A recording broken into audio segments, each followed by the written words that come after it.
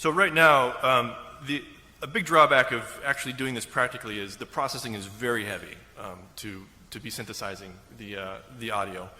But in this case, I'm able to do just some prototyping and whatnot with the sound through connecting the game scene with Max MSP using Open Sound Control. So here's just kind of idling.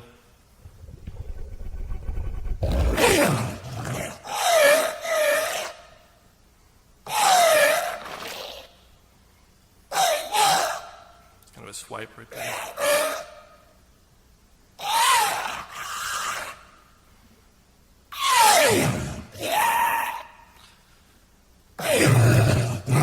And so note that every time I trigger this,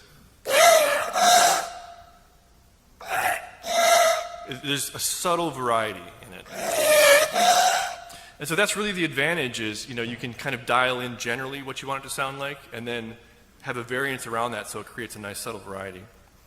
But what's kind of cool is as a sound designer, knowing that it's too expensive to implement this in real time, I could at least hook it up in something like this and just play with how it's actually sounding.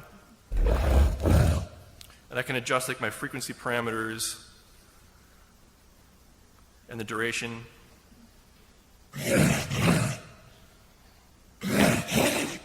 I can play with those principal components if I want it to sound a different way.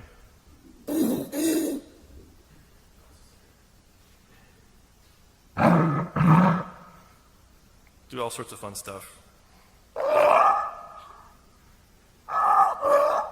Yeah. So I'll have to end right there, but anyway, hopefully you can see some potential with this model. We get, I think, a pretty convincing monster-esque type of sound with this that, we can morph and change in a lot of fun ways.